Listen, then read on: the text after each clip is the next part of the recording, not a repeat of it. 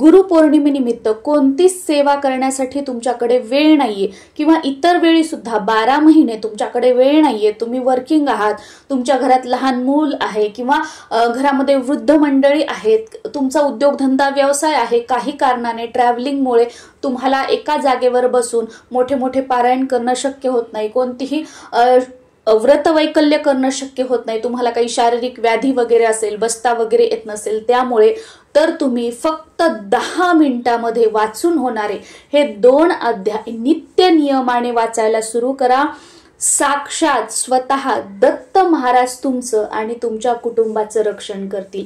कोणतंही संकट असू द्या तुमच्या कुटुंबावर आलेलं, तुमच्या जीवनामध्ये कोणतंही वादळ आलेलं असू द्या, कितीही बिकट परिस्थितीमध्ये तुम्ही असू द्या, त्यातून तुम्हाला महाराज बाहेर काढतील.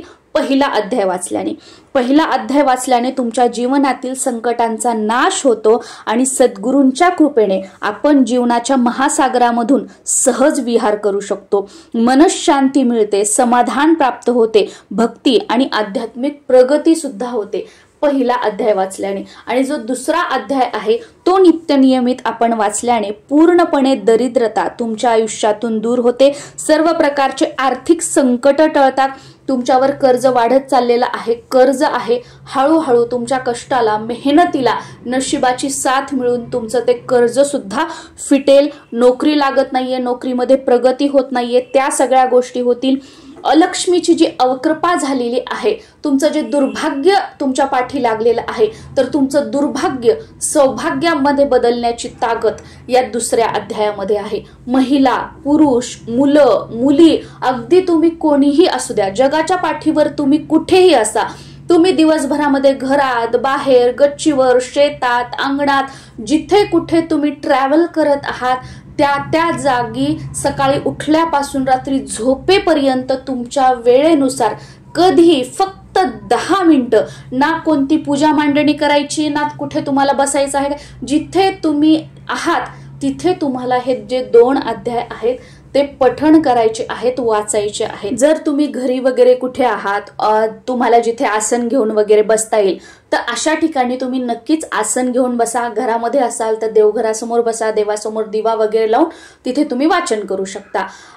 फक्त अंथरूण पांघरून वगैरे सोडून तुम्हाला कुठेही बसण्यासाठी आसन वगैरे घेऊन किंवा चेअरवर, सोफ्यावर, जिथे कुठे तुम्ही ट्रॅव्हलिंगमध्ये सीटवर वगैरे बसलेला आहात, ऑफिसमध्ये चेअरवर तुम्ही बसलेला आहात, तिथे तुम्ही पठण केलं तरी सुद्धा चालू शकतं. तर हे अध्याय वाचायला तुम्ही कोणत्याही गुरुवारपासून सुरुवात करू शकता किंवा जेव्हा कधी तुम्हाला वाटेल की नाही मला आजपासून हे अध्याय वाचायला सुरू करायचं आहे, तर त्या दिवसापासून, त्या वेळेपासून तुम्ही अध्याय वाचायला हे सुरुवात करू शकता.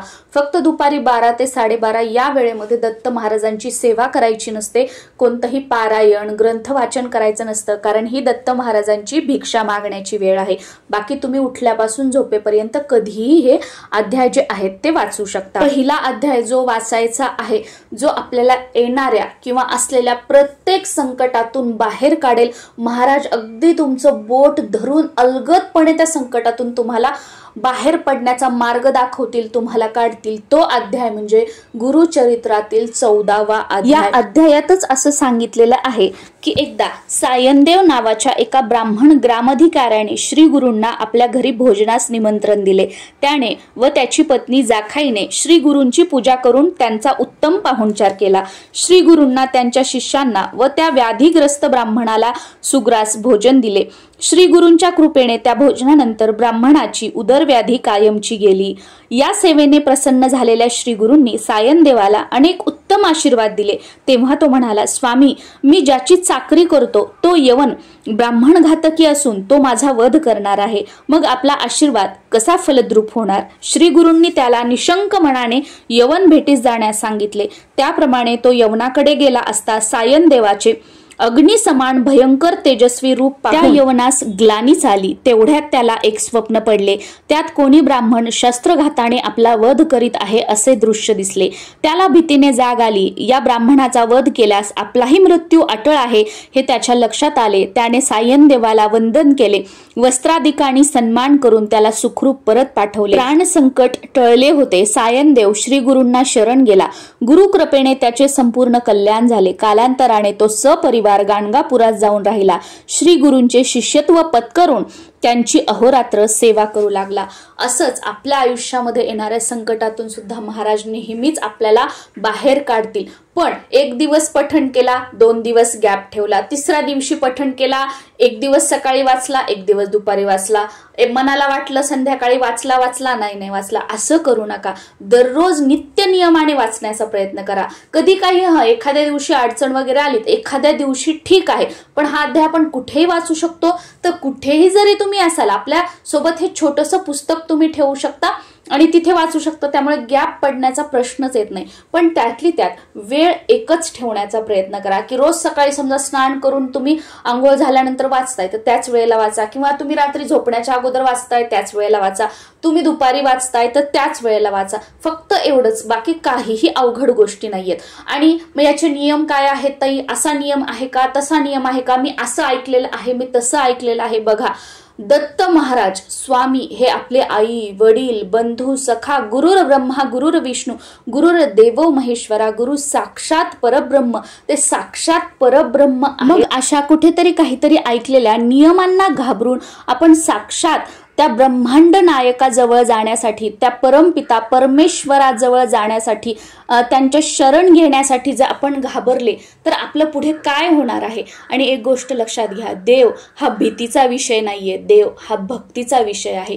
जी काही तुम्ही सेवा करताय ती मनापासून अंतःकरणापासून करा, नियमांना न घाबरता करा. नियमांच्याही पलीकडे आपली भक्ती श्रेष्ठ आहे, अंतःकरणापासून केलेली भक्ती श्रेष्ठ आहे. म्हणून जी ही काही सेवा करताय ती अंतःकरणापासून करा. फक्त एवढं लक्षात घ्या की नॉनव्हेज वगैरे खाऊन दत्त महाराजांची कोणतीही सेवा करू नये.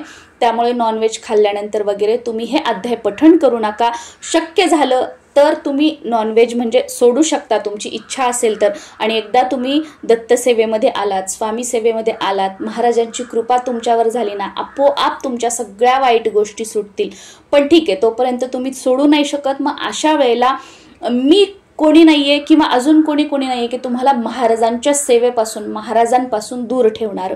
मग तुम्ही याला ऑप्शन काय करू शकता की नॉनव्हेज खाते म्हणून सेवा तर नाही तुम्ही सोडू शकत. मग अशा वेळेला तुम्ही सकाळी लवकर वाचन वगैरे करून घ्या आणि त्याच्यानंतर मग जे काही तुमचं नॉनव्हेज वगैरे ज्या काही गोष्टी असतात त्या तुम्ही करू शकता. बाकी ब्रह्मचर्य आणि इथे झोपान तिथे झोपान, असान तसान परान्न कोणताही नियम नाही. फक्त एवढी एक गोष्ट की नॉनव्हेज खाऊन 5वा वेद मानल्या जाणाऱ्या गुरुचरित्रातील हे 2 अध्याय पठण करू नका. आता दुसरा जो अध्याय आहे तो आहे गुरुचरित्रातील 18वा अध्याय, जो लक्ष्मी प्राप्तीसाठी, कर्जमुक्तीसाठी, धनप्राप्तीसाठी अतिशय प्रभावी आहे. जो काही तुम्हाला प्रॉब्लेम आहे सुरुवातीला सांगितल्याप्रमाणे पैशा संबंधित, तर त्यासाठी तुम्ही हा गुरुचरित्रातील 18वा अध्याय पठण करू शकता. तुम्ही एकाच वेळी बसून 14वा आणि 18वा दोन्ही अध्याय पठण केले तरी सुद्धा चालेल. पण ठीक आहे, तुम्हाला एकाच वेळी हे 2 अध्याय वाचणं शक्य नसतील तर तुम्ही सकाळी किंवा तुमच्या वेळेनुसार 14वा अध्याय पठण केला, त्याच्यानंतर तुम्हाला जेव्हा वेळ आहे तेव्हा तुम्ही 18वा अध्याय पठण केला तर असं सुद्धा चालू शकतं. आणि हे ना खूप छोटे छोटे अध्याय आहेत. मी तुम्हाला सांगते, 14वा अध्याय जो आहे तो फक्त 51 ओव्यांचा आहे आणि जो 18वा अध्याय आहे तो आहे, 1 मिनिट सांगते, तुम्ही ते बुक्सच घेऊन बसलेली आहे. 18वा अध्याय 74 ओव्यांचा आहे. एवढे छोटे छोटे आहेत की 10 ते 15 मिनिटांमध्ये तुमचे दोन्ही अध्याय जे आहेत ते वाचन करून होतील. 18व्या अध्यायात असं सांगितलेलं आहे की श्री गुरु नरसिंह सरस्वती स्वामी महाराज औदुंबर क्षेत्री वास्तव्यास असताना जवळच असलेल्या अमरापूर गावात रोज भिक्षेसाठी ते जात असत. तेथे एका वेदाभ्यासी गरीब ब्राह्मण राहत होता. तो कर्ममार्गी होता. कोरडी भिक्षा मागून त्यावर त्याचा स्वतःचा आणि कुटुंबाचा उदरनिर्वाह करायचा तो. त्याच्या अंगणामध्ये घेवड्याचा एक वेल होता. त्याला पुष्कळ शेंगा यायच्या. एखाद्या वेळी भिक्षा मिळाली नाही तर तो ब्राह्मण घेवड्याच्या शेंगावरच गुजराण करायचा. अशा प्रकारे विपन्नावस्था असूनही तो घरी आलेल्या अतिथींचा नीट पाहुणचार करायचा. एके दिवशी श्रीगुरु त्याच्या घरी भिक्षेसाठी गेले असताना त्या ब्राह्मणाने त्यांचे प्रेमाने स्वागत केले, त्यांची पूजा केली, त्यांना भात व घेवड्याच्या शेंगाची भाजी खाऊ घातली. त्यांच्या आतिथ्याने प्रसन्न झालेल्या श्रीगुरूंनी त्याला तुझ्या दारिद्र्याचे निरसन होईल, तुझ्या घरी लक्ष्मी अखंड नांदेल असा आशीर्वाद दिला. मग महाराज घराबाहेर आले आणि तेथे लावलेल्या घेवड्याच्या शेंगाचा वेल समूळ उपटून निघून गेले. ते पाहून ब्राह्मणाच्या पत्नीला अतिशय वाईट वाटले. श्री गुरूंनी आमचे अन्न तोडले असे म्हणून ती रडू लागली. तेव्हा वेल उद्ध्वस्त करण्यात श्री गुरूंचा नक्कीच काहीतरी हेतू असला पाहिजे असे म्हणून त्याने पत्नीची समजूत काढली. वेल गोळा करून वाहत्या पाण्यात टाकला. त्याचे मूळ खोलवर गेले होते, तेही काढून टाकावे म्हणून तो जमीन खणू लागला. तर काय आश्चर्य, त्याला जमिनीत पुरलेला द्रव्यघट सापडला. ते पाहून ब्राह्मणाला व त्याच्या पत्नीला अपार आनंद झाला. त्या दोघांनी संगमावर जाऊन श्री गुरूंचे दर्शन घेतले व सर्व हकीकत सांगून त्यांचा जय जयकार केला. अशा प्रकारे श्री गुरूंच्या कृपेने त्या ब्राह्मणाचे दैन्य सरले. तो सुखाने कालक्रमणा करू लागला. तर बघा, दत्त महाराजांची कृपा झाल्यावर काहीही अशक्य नाहीये. अशक्य गोष्टी सुद्धा शक्य असतात.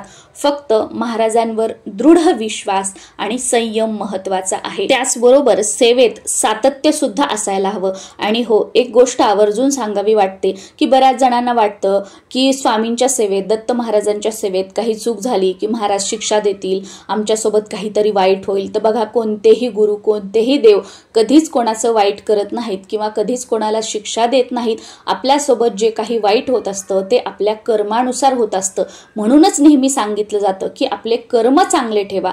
कारण जर आपण आपले कर्म खराब केले तर उद्या फिरून तेच आपल्याला भोगायचे आहेत भविष्यामध्ये. त्यालाच भविष्यकाळ म्हटलं जातं. आपले कर्म फिरून फिरून आपल्या समोर येतात आणि मग आपण त्याला काय म्हणतो की देवाचा कोप झाला, देवाने शिक्षा दिली, हे असं केलं. काही नाही, देवाने किंवा कोणत्याच मनुष्याने, कोणत्या ग्रहताऱ्यांनी तुमचं काही वाईट नाही केलं. तुमचे कर्म तुमच्या पुढे आलेले आहेत आणि ते फेडूनच, त्या कर्मांना पार करूनच तुम्हाला पुढे जायचं आहे. आणि मग हे कर्म फेडत असताना, ह्या आयुष्यात जगत असताना महाराजांची साथ हवी. म्हणजे आपले जे भोग आहेत त्याची तीव्रता कमी होऊन महाराजांच्या साथीने अगदी सुखद अलगदपणे जी काही परिस्थिती आहे ती पार करून आपण पुढे जाऊ आणि त्यानंतर गुरुकृपेने त्यांच्या आशीर्वादाने सुखमय आनंदमय जीवन जगू. यासाठी दत्तसेवेमध्ये या, स्वामी सेवेमध्ये या आणि तुम्हाला जशी जमेल तशी दत्तसेवा किंवा स्वामी सेवा करण्याचा प्रयत्न करा.